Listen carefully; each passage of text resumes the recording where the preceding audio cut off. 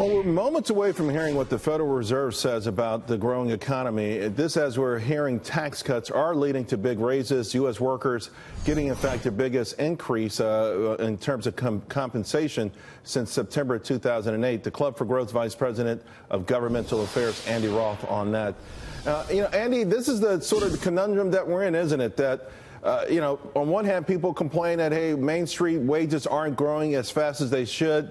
And on the other hand, the Federal Reserve, which may not like it if Main Street wages grow too fast.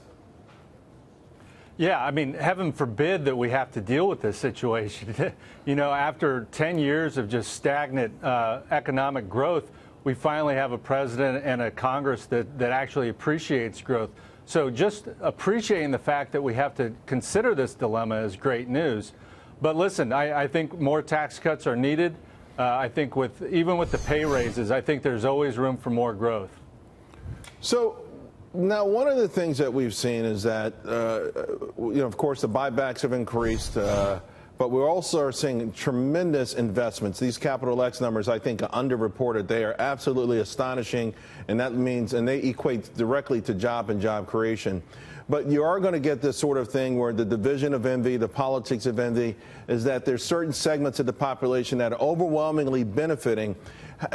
How do Republicans who want this tax cut 2.0 articulate to everyone that, no, it's benefited everyone so far and will continue to? Well, remember that tax cuts 2.0 include making the individual tax cuts permanent. So that affects every income strata out there.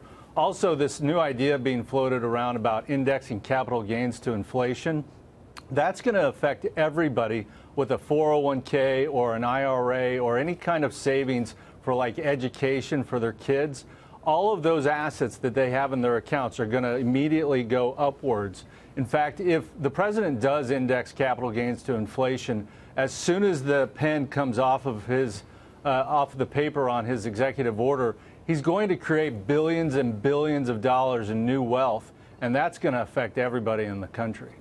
Where does the Fed stand on this, do you think? Remember, on February 2nd, they released the January jobs report, and everything was great, maybe too great. Median income was up 2.9% year over year. The Dow was off 666 points that day. It struggled for weeks after that, and the Fed was in play. So would a Jerome Powell or Jay Powell-led Fed allow for Main Street to finally get a raise? I mean, just a sustained raise for a little bit of time. Yeah, no, it's a tricky question. I think that, we've had 10 years of artificially low rates. And now that we've got a lot of fuel in the tank with the tax cuts and the deregulation, I think we got to let that play out. But eventually, I think we're going to have to start raising rates. It's just a question of when. Well, the 10-year yield hit 3% today, first time, I think, since early June. We were up despite that, but now we're down, and you got to believe a lot of this is anxiety about all of what's going on here. Can we handle it? I think we can handle a couple of interest rate hikes anyway, though. Oh, absolutely. In fact, that's a wonderful problem to have. I think if we can pass tax cuts 2.0, I think if we can settle the tariff stuff quickly, especially before the November elections, I think we can absolutely clear all of the uncertainty that's in the economy, and then that could probably handle a couple of interest rate hikes. All right, Andy, it's always nice talking to you. Thank you very much.